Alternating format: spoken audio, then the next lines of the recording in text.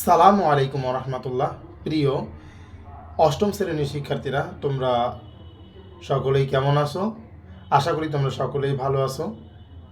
তো আজকে আমরা বিজ্ঞান বিষয়ে আলোচনা করব এবং বিজ্ঞানের একটি পার্ট গতি, এবং এটা পার্ট 1, এবং আরেকটি পার্ট আছে শক্তি।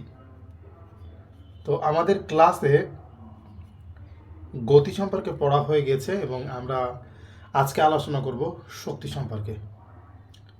তো শক্তিতে আমরা দুই ধরনের বিষয় পাবো, একটা হচ্ছে গতিশক্তি,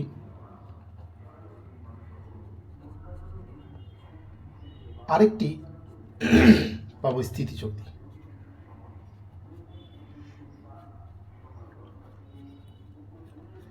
তো এই গতিশক্তি ইকুয়াল হাফ mv²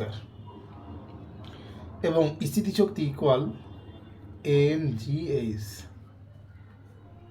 আমরা যেহেতু অষ্টম শ্রেণীতে গতিশক্তি মানে এটা কাইনেটিক এনার্জি এবং এটাকে লেখা হয় কে দ্বারা, এবং এটা পোটেনশিয়াল এনার্জি, এই জন্য এটাকে লেখা হয় ইপি দ্বারা।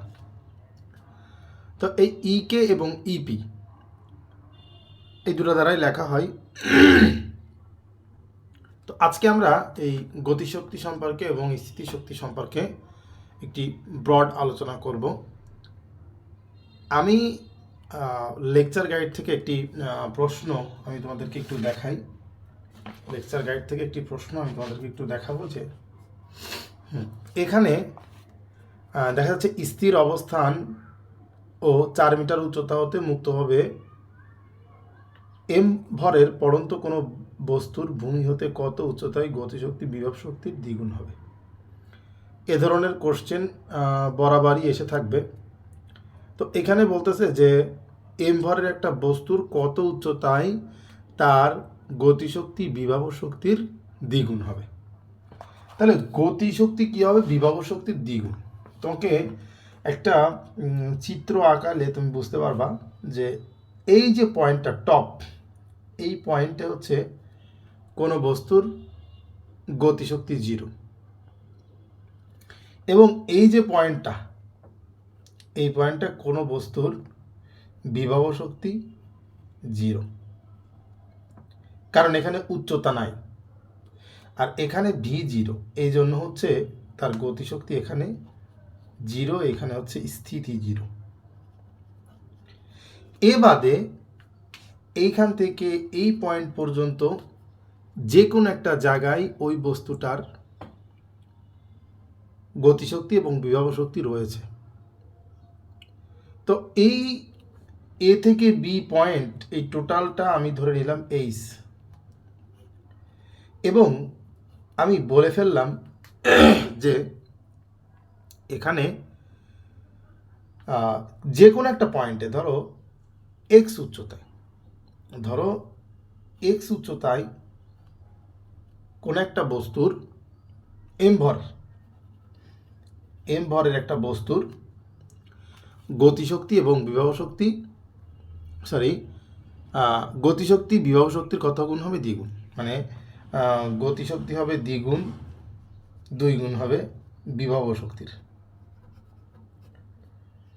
আচ্ছা, তো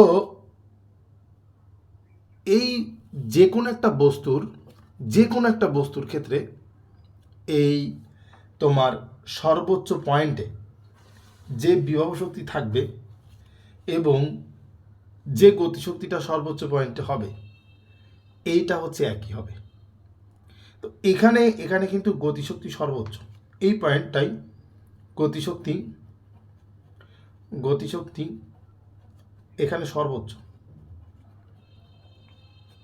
এবং এই যে উপরে যে পয়েন্টটা আছে, এই পয়েন্টটাতে বিভব শক্তি সর্বোচ্চ, এই পয়েন্টটাতে বিভব শক্তি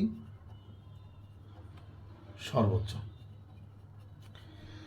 তাহলে কোনো না কোনো একটা পয়েন্ট আছে যেখানে বিভব শক্তি গতিশক্তি সমান, যেখানে গতিশক্তি বিভব শক্তির দ্বিগুণ, তারপরে যেখানে গতিশক্তি বিভব শক্তির দ্বিগুণ, যেখানে বিভব শক্তি গতিশক্তির দ্বিগুণ, এরকম আছে। তো প্রশ্নটা আমার বলছে কোন পয়েন্টে গতিশক্তি বিভব শক্তির কী হবে? দ্বিগুণ হবে। আচ্ছা, যদি বিভব শক্তি যদি গতিশক্তির দ্বিগুণ হয়, গতিশক্তি যদি বিভব শক্তির দ্বিগুণ হয়, তাহলে বিভব শক্তিকে 2 দ্বারা গুণ করলে কিন্তু গতিশক্তির সমান হয়। যেমন ধরো যে কোনো দুইজন বন্ধু আছে, এই দুই বন্ধুর প্রথম বন্ধুর হচ্ছে ওজন হচ্ছে 5 কেজি, দ্বিতীয় বন্ধুর ওজন হচ্ছে 10 কেজি। তাহলে আমি বলতে পারি প্রথম বন্ধুর ওজনের দ্বিগুণ হলো দ্বিতীয় বন্ধুর। এবং আমি এ কথাও বলতে পারি যে প্রথম বন্ধুর ওজনকে 2 দ্বারা গুণ করলে দ্বিতীয় বন্ধুর ওজনের সমান হয়। তাহলে আমি এখানে বলতে পারি যে এই বিভব শক্তিকে যদি আমরা 2 দ্বারা গুণ করে দিই, তাহলে কিন্তু সেটা গতিশক্তির কী হবে? সমান হবে। তাহলে আমরা লিখতে পারি যে half mv² equal 2 into mgh। কেন লিখলাম? এই দেখো, mgh হচ্ছে বিভব শক্তি আর mv² হচ্ছে গতিশক্তি।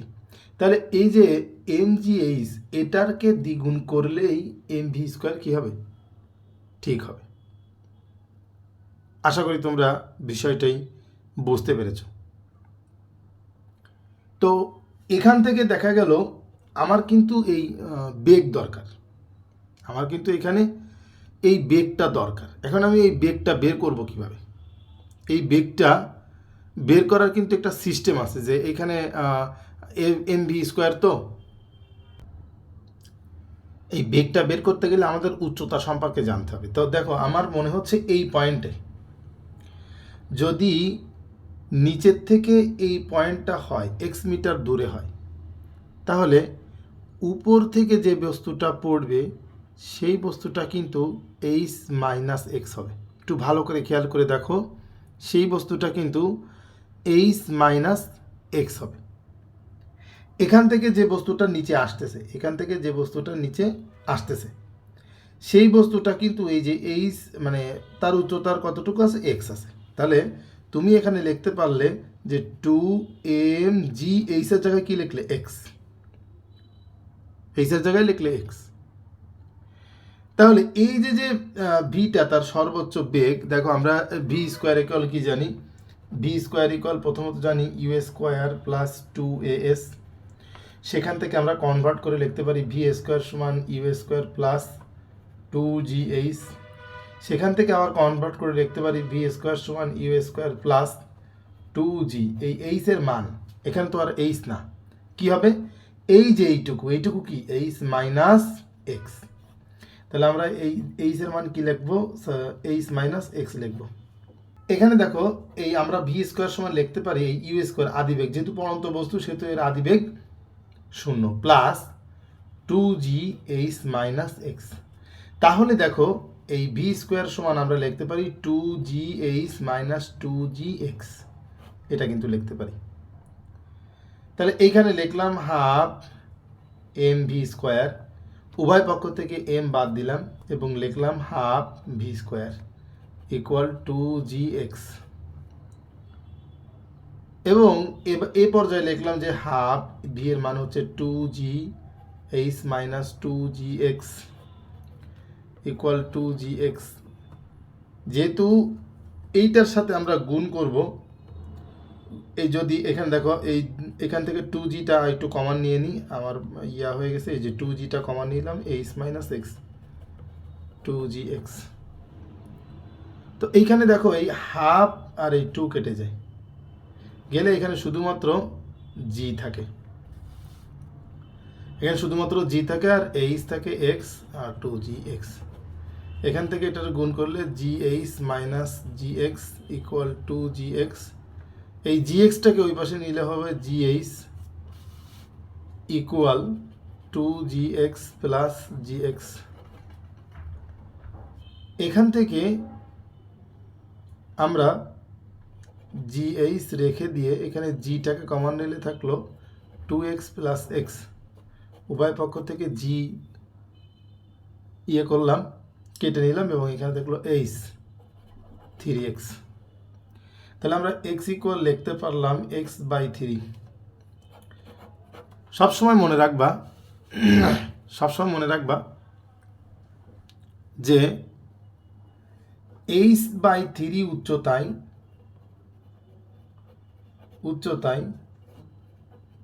যে কোনো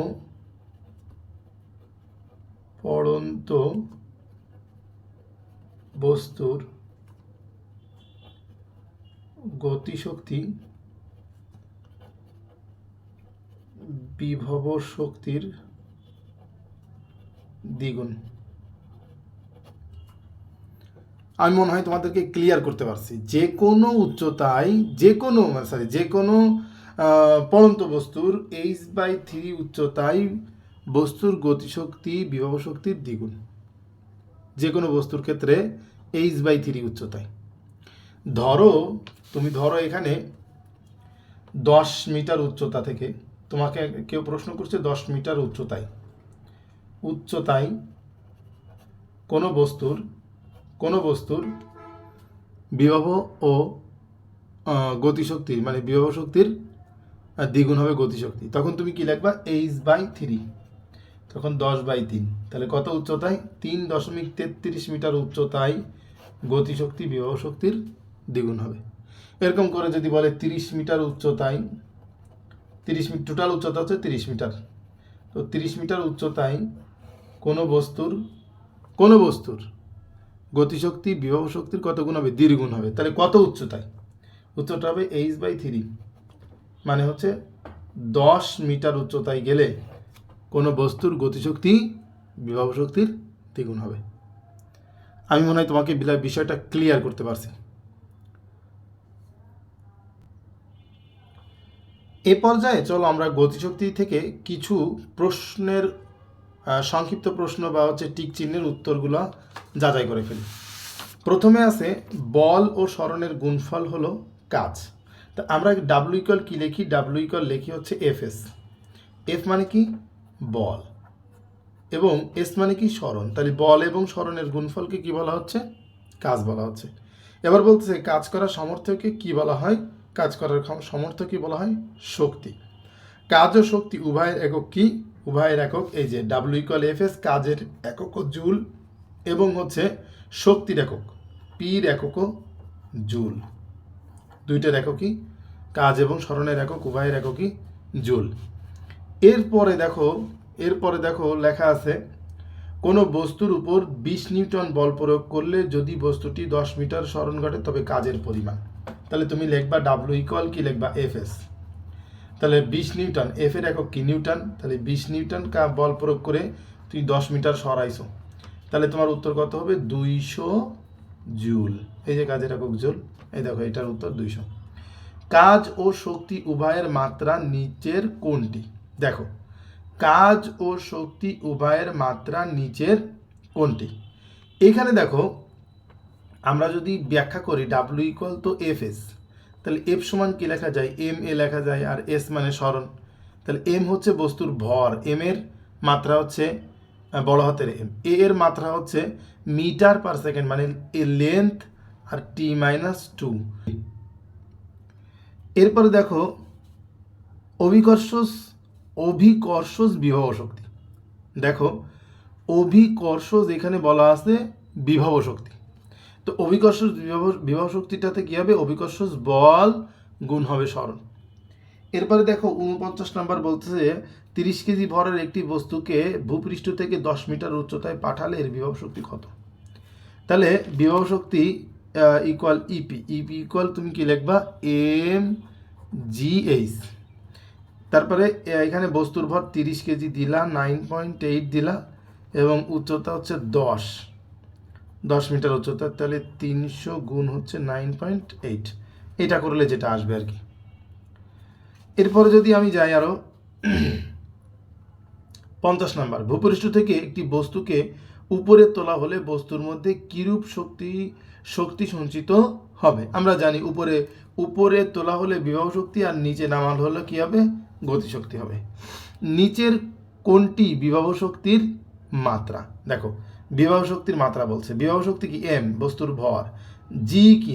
মিটার পার সেকেন্ড স্কোয়ার, তাহলে মিটার পার সেকেন্ড, এই যে জি এর একক হচ্ছে মিটার পার সেকেন্ড স্কোয়ার। তো এখানে মিটারের একক কি? এল, আর টি এর একক মানে এস এর মাত্রা কি? t-2। এবং এখানে দেখো আরেকটি এইচ আছে, এইচ এর মাত্রা কি হবে? তাহলে এইচ এর মাত্রা কি হবে? এইচ এর মাত্রা হবে এল। তাহলে দেখো এখানে দুইটা এল আছে, তাহলে এল এর স্কোয়ার, আর এখানে টি এর মাত্রা আছে দুইটা, তাহলে এম এল স্কোয়ার টি মাইনাস টু। এরপরে 55 নম্বর আমরা দেখি অভিকর্ষ বলের পরিমাণ। অভিকর্ষ বল, দেখো আমরা এফ সমান কি লিখি, এম এ লিখি না, এম এ লিখি, সরি এফ সমান কি লিখি, এম, এটা হলো শুধুমাত্র বল। আর যখন অভিকর্ষ বল বলা হবে তখন এফ সমান কি লিখতে হবে, এম জি। হ্যাঁ, এবার বলতেছে দেখো 58 নম্বর প্রশ্নটা একটু খেয়াল করে দেখো। 58 নম্বর প্রশ্নটা, 58 নম্বর প্রশ্ন বলতেছে কোনো বস্তুর বেগ দ্বিগুণ করা হলে তার গতিশক্তি কত হবে। কোনো বস্তুর বেগ দ্বিগুণ করা হলে তার গতিশক্তি কত গুণ হবে। তা আমরা সিম্পলি দেখি ই কে ইকুয়াল কি লিখি, হাফ এম ভি স্কোয়ার। তো ভি এর মান তুমি 1 ধরো, ভি এর মান কত ধরো, 1। আচ্ছা ভি এর মান 2 ধরো, ভি এর মান আমি ধরলাম 2, তাহলে কি হলো হাফ এম ভি এর মান 2 দুগুণে কত 4, তাহলে এটা কত হলো 2m, এই যে দুটো কাটা গেল। এরপরে হচ্ছে ইকে ইকুয়াল টু, এখানে যদি দ্বিগুণ করা হয় তাহলে হচ্ছে হাফ এম ভি স্কোয়ার। তাহলে এখানে দেখো হাফ এম এর মান রাখলাম এবং ভি এর মান হচ্ছে আমি 2 দ্বিগুণ করবো, তাহলে 2 ছিল কত করবো 4, 4 এর স্কোয়ার করে ফেলি। তাহলে 4 এর স্কোয়ার করলে কত হবে, এখানে 16 হবে, তাহলে 16/2 ইকুয়াল এম। তাহলে এখানে কত 8m, তাহলে আগে ছিল 2m, এবার কত হলো 8m। তাহলে দেখো এখানে কত বলতেছে খ নাম্বার 4 গুণ। দেখো একে যদি আমি 2 দিয়ে ভাগ দিই উত্তর কত আসে 4, একে যদি আমি 2 দিয়ে ভাগ দিই উত্তর কত আসে 4। তাহলে টোটাল বিষয়টা দেখো যে E K equal half M V square, এটা যদি বেগটাকে দ্বিগুণ করি তাহলে গতিশক্তি কয় গুণ হয়ে যাবে, 4 গুণ হয়ে যাবে। তাহলে আজকে এই পর্যন্ত, তোমাদের সকলকে ধন্যবাদ ভিডিওটি দেখার জন্য, এবং পরবর্তী ভিডিও আমরা প্রত্যেক দিনই আপলোড করব বিজ্ঞানের উপর এবং গণিতের উপর। আমরা 4টের পরেই আপলোড করব ইনশাল্লাহ। তোমরা সকলেই এই বার্ষিক পরীক্ষার প্রস্তুতিটা সুন্দরভাবে নাও, আমরা এটাই চাচ্ছি, এবং তোমাদের সকলেরই ফলাফল ভালো আসুক এই দোয়া করি। থ্যাংক ইউ সবাইকে।